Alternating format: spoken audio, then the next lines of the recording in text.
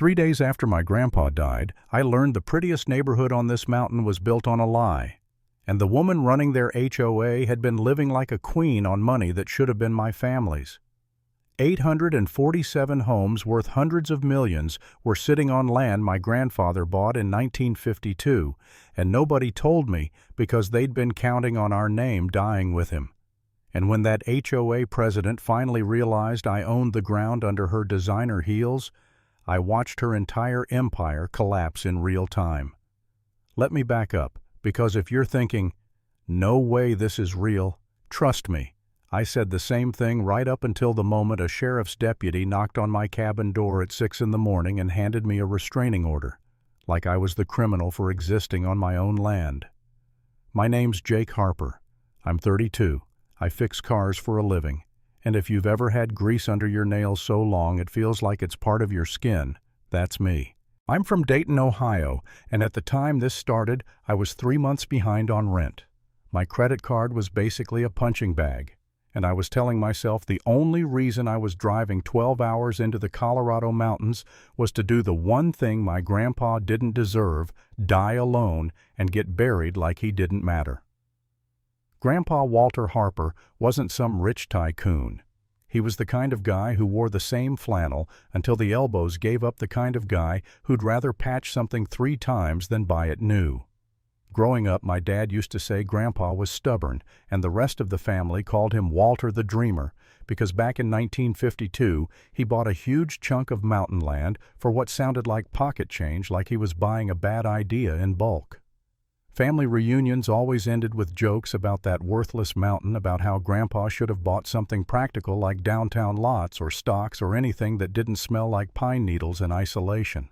My dad said Grandpa lost everything at some point, that the land got tangled up in leases and contracts and lawyers, and by the time I was old enough to ask questions, the answer was always the same.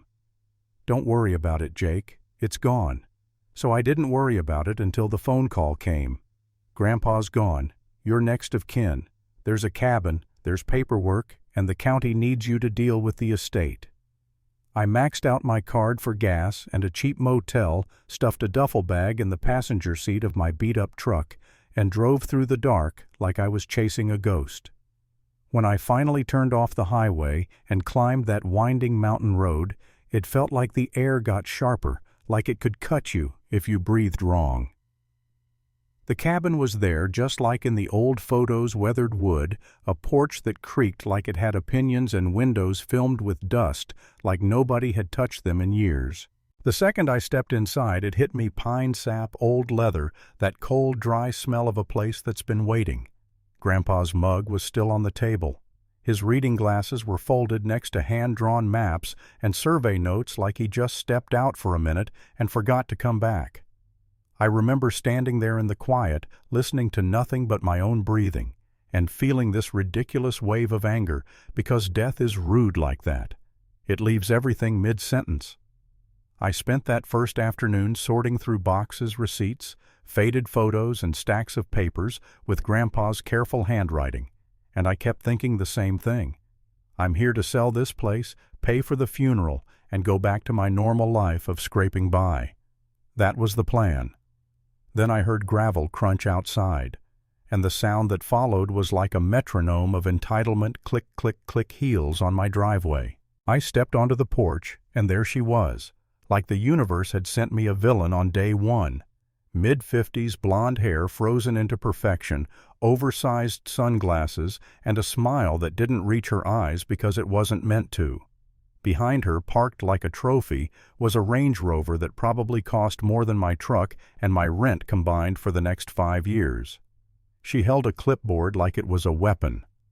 "Excuse me," she said, and the accent was not British, not really, more like someone who watched one too many shows and decided it sounded expensive. "I'm Tiffany Van Doren, president of the Eagle Crest Estates Homeowners Association." She said it like she expected me to applaud. I blinked at her, still holding a dusty box of Grandpa's papers like a shield. "Okay," I said, "because what else do you say to someone who introduces themselves like they're a monarchy?" She didn't even look at my face. Not really. She looked past me at my truck like it was roadkill ruining her view.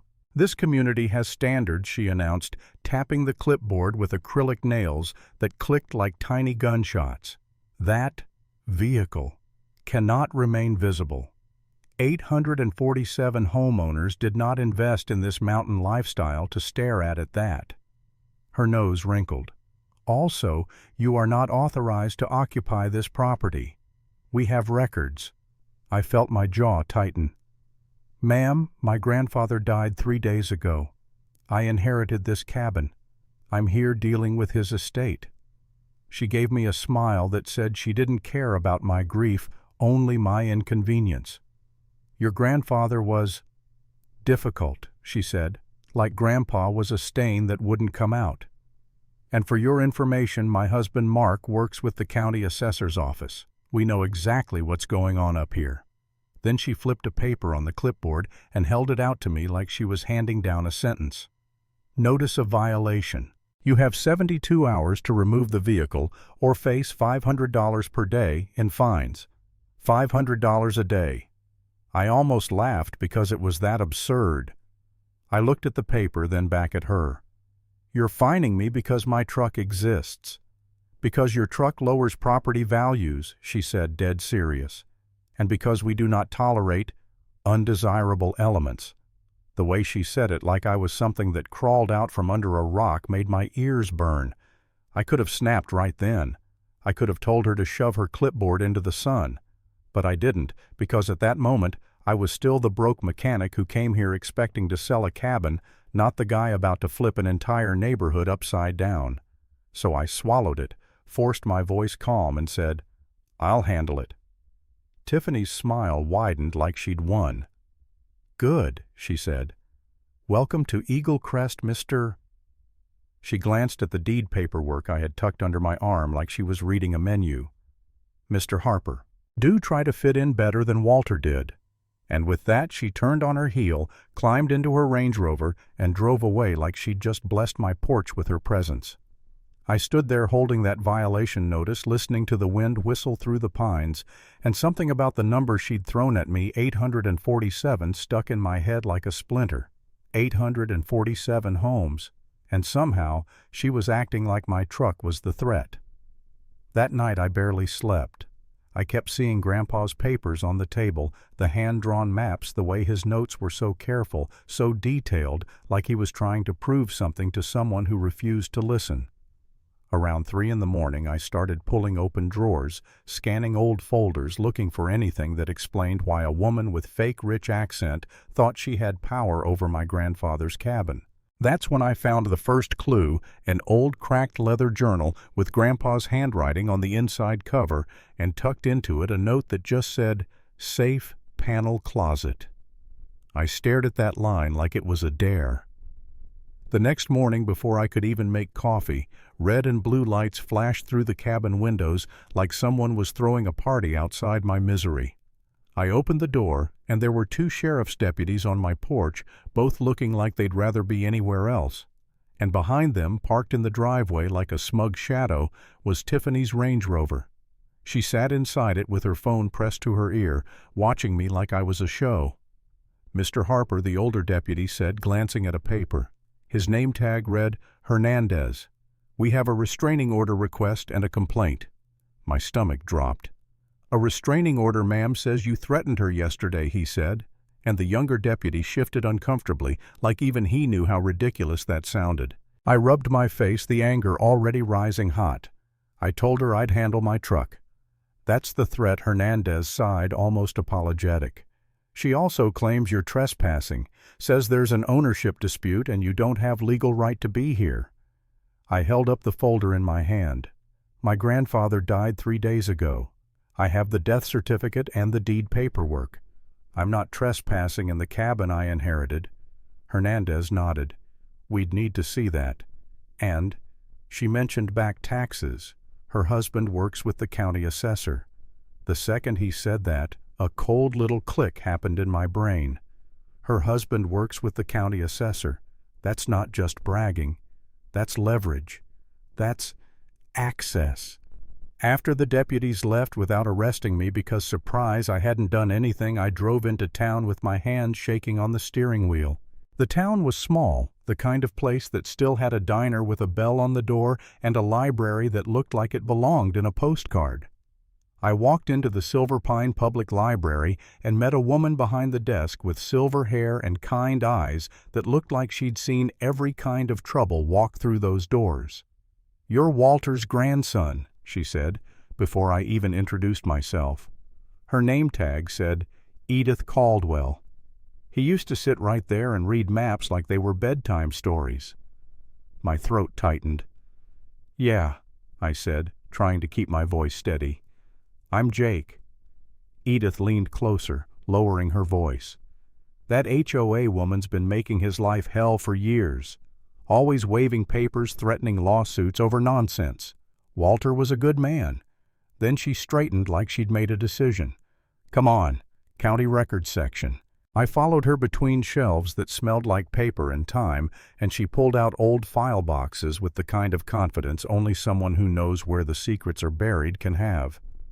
We started looking up property assessments, deeds, filings, things I'd never cared about before because I was too busy worrying about rent and car repairs and life. And then Edith pointed at a line on a yellowed form and whispered, "That's not right." The assessed value of Grandpa's land I was standing on had been mysteriously lowered from millions down to almost nothing over the years, like someone was slowly erasing its worth on paper. Each adjustment had a signature. One name kept showing up year after year, Mark Van Doren, Tiffany's husband. My blood went cold. "So he's been, what, cooking the assessments?" I asked. Edith nodded slowly. "Looks like fraud to me, honey." I left the library with photocopies stuffed in my jacket like contraband, drove back to the cabin, and sat in my truck staring at the trees trying to understand what kind of world I'd walked into. I wasn't just dealing with an annoying HOA, I was staring at something organized, systematic, like a machine. So I did the one thing Grandpa never got to do, I called a lawyer with teeth. Rachel Ortega in Denver Property disputes land rights, the kind of attorney who doesn't blink when you say the word fraud. She listened while I explained everything, and when I told her the HOA president's husband worked for the assessor's office, her tone sharpened. "Jake, you need to file a quiet title action immediately," she said. "It forces everyone to prove ownership claims in court. If your grandfather's land got manipulated through fraudulent assessments, that could unravel a lot." I stared at the cabin window at the slope of the mountain, and down below through the trees I could see rooftops, rows and rows of perfect homes glittering like a fake paradise. "How many homes are down there?" I asked. Rachel paused. "Why?" "Because she said 847. Rachel let out a low whistle. "That's a lot of money." And that's when the weird part happened. Because while I was scared, I was scared, I also started feeling something else. This slow, heavy realization that Grandpa might not have been the fool everyone said he was. That worthless mountain might be the reason someone had been targeting him for years. Tiffany didn't waste time. Within days, she had a private Facebook group up with a name like Protect Eagle Crest. And she posted videos from Ring cameras of me doing suspicious things like checking my mailbox, walking to my truck, carrying boxes. The comments were a parade of suburban paranoia. "Who is he? He looks unstable. Is he armed?" I watched grown adults analyze my morning routine like I was a serial killer, and I swear to God, part of me almost laughed because it was so stupid. Until it wasn't. Because then, someone dumped construction debris on my property line like they were trying to poison the land. Then a county inspector showed up suddenly interested in whether Grandpa's cabin was up to code. Then one night I heard the rumble of a truck through the trees and saw a dump truck backing up near my meadow. I stayed hidden, heart pounding, and watched a man in a county jacket climb out Mark Van Doren, Tiffany's husband. He lifted the bed and let broken concrete and rebar spill onto my land like he was dumping trash on an enemy's lawn. My hands shook so hard I almost dropped my phone, but I managed to record it. When he drove away, the smell of dust and diesel hung in the air, and I stood there staring at the mess, thinking, They're not even trying to hide it. That was the moment my anger started to change shape. It stopped being hot and wild and turned into something colder focused. I ordered trail cameras. I started documenting everything. I started carrying a tiny recorder in my pocket because Rachel told me Colorado's one-party consent law meant if I was part of the conversation, I could record it legally. And then, they made it personal in a way that almost broke me. One morning I drove down toward the neighborhood entrance just to see where the public road ended and the private land began. I didn't even make it 2 minutes before a security SUV rolled up with an Eagle Crest patrol sticker like they were a private army. A man stepped out and told me I needed permission to enter community grounds. I stared at him and said, "Buddy, I'm literally just driving on the road." He smirked like he'd been trained by Tiffany herself. "This road is maintained by the HOA," he said, "so it's HOA jurisdiction." That night I sat alone in Grandpa's cabin with the wind moaning outside, and for the first time since he died, I felt truly exhausted. Not tired like after a long shift. Tired like my bones were giving up. I looked at Grandpa's maps on the table, at the boxes of paperwork, at the violation notices piling up like junk mail, and I thought, what if I'm wrong? What if my family really did lose this land, and I'm just clinging to some fantasy because I can't accept Grandpa's gone? What if I'm about to spend money? I don't have fighting people who know the system better than I ever will. I remember resting my head in my hands and whispering, maybe I should just sell it, take whatever I can get, and leave. And there was shame in that thought because it felt like abandoning Grandpa twice, once in life, once in death. I stared at the wall where his old compass hung, and I swear it felt like the cabin itself was waiting to see what kind of man I was going to be. That's when I found the safe. Behind a false panel in the closet, exactly where the journal note said it would be. My hands trembled as I pressed along the wood until it clicked, and a metal door stared back at me like a secret mouth. The combination was written in Grandpa's journal, too, our family's founding date. It opened with a heavy, satisfying clunk, and the smell that came out was old paper and oiled leather like history preserved in a box.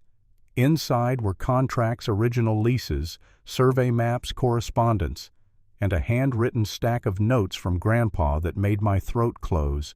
He documented everything Tiffany and Mark did, dates, names, amounts, harassment. One entry, 2 months before he died, hit me like a punch. They think I'm too old to fight. They think they can scare me into silence. I'm keeping records. Someday someone will make this right. I sat on the floor with that paper in my hands and felt something in me crack open. Because Grandpa wasn't crazy. Grandpa wasn't stupid. Grandpa was cornered, and he was leaving breadcrumbs for me. And then I saw the clause. Buried in the original 1952 agreement, typed in language so dry it almost sounded polite, if lease payments were interrupted for more than 60 consecutive days, all improvements would revert to the landowner. Revert. That one word turned my heartbeat into thunder. I called Rachel at 7 in the morning and my voice came out rough. "Rachel," I said, "I need you to explain something to me like I'm 5. What is a reversion clause?" There was a pause. "Where did you see that?" "In my grandfather's 1952 contract," I said. "It says if lease payments stop for 60 days, everything built reverts to the landowner. And Grandpa's notes say legitimate payments stopped in 2006. The silence on the line stretched so long I thought the call dropped. Then Rachel exhaled, and her voice dropped into something almost reverent. "Jake," she said quietly, "do you understand what you're holding?" "I'm starting to," I admitted. "Tell me anyway." "If that clause is enforceable," she said, "and if the lease violations are documented the way you're describing, you don't just own the land. You can potentially claim ownership of the improvements. The houses." My mouth went dry. "You're saying I might literally own their houses?" "I'm saying the law may see it that way," she replied.